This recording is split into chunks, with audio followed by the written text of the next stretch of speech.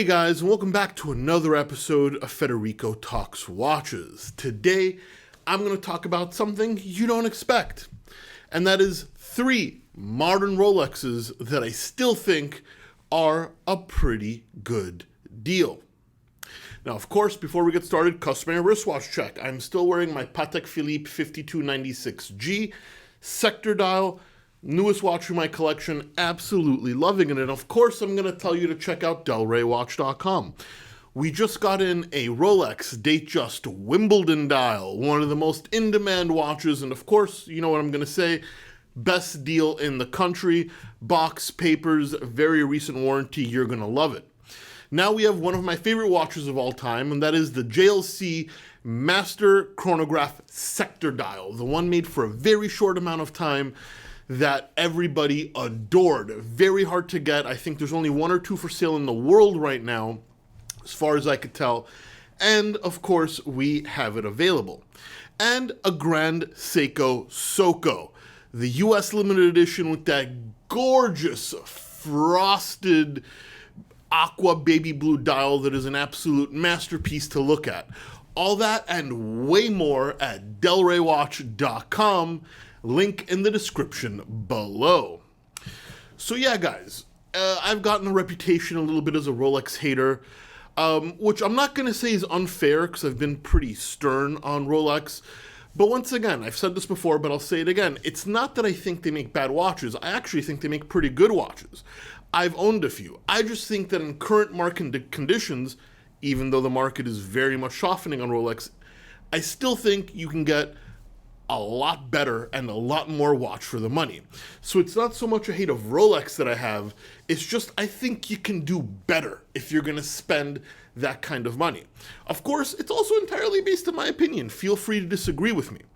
That being said, there are 3 Rolexes that I still think are fantastic buys today. And while I never give investment advice, I do think these are special enough to maybe have some appreciation in the future, but please take that with a grain of salt. I hate telling people that. I could very well be wrong, but I think these are special, and these are ones that even I would buy today at the current market prices. And these are in no particular order. The first one is a white dial Rolex Milgauss. A Rolex sports model. I've talked about the white dial Milgauss before. It's my favorite. These are trading at about 8K-ish today, and while it's a couple thousand more than what they used to trade at, I think this is a very special watch. It's one of the only, if not the only, white dial modern Rolex sports watch, which is quite simple, quite special rather, and it has that splash of orange color with that lightning bolt second hand. Now yes, everybody loves the green crystal or the blue dial Milgauss, but those are subdued. This is by far the rarest Milgauss, and I think the most fun. The one that shows that Rolex didn't take themselves too seriously. It's the hardest one to find, the one they made the least of, even though they still made quite a few, and it's less expensive than all the other Milgauss variants.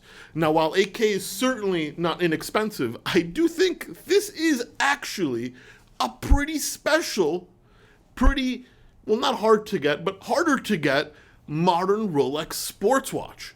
And that means something in the era of a million watch a year production. I absolutely love it.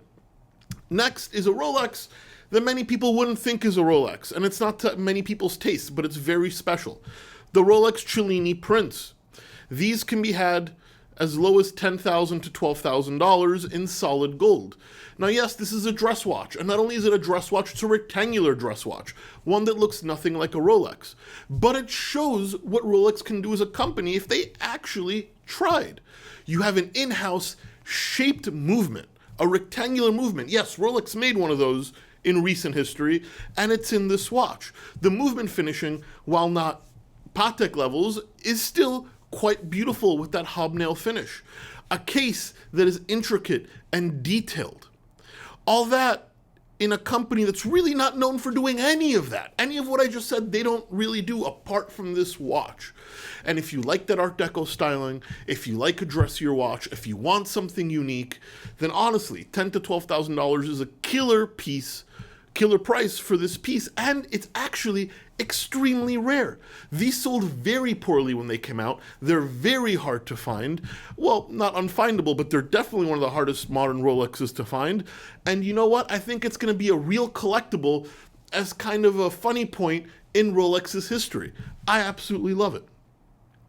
And now, last but not least, we have the modern Rolex Turnograph 116264.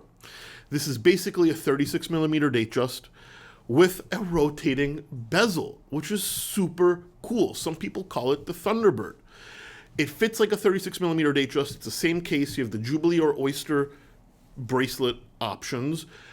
These can be had between $6,000 and $7,000, and they have a rotating white gold bezel with numerals. It's like a hybrid of a Submariner and a Datejust, and that's just cool. Why? Because it's different. If you wanted a sub but it's too big, get a Turnograph. If you wanted a Datejust but it's too dressy, get a Turnograph. If you want a Rolex you don't see every day but it's still modern, get a Turnograph. What brings all these watches together is the fact that Rolex did something different. The white dial, the shaped movement on the prints, and here we have the rotating fluted bezel on a Datejust case. That is just cool. And when a brand is as iconic as Rolex, generally it's the unappreciated outliers in the beginning that do very well down the line. And while, as I said, I don't guarantee anything, I actually think these are all cool because they're off Rolex's beaten path.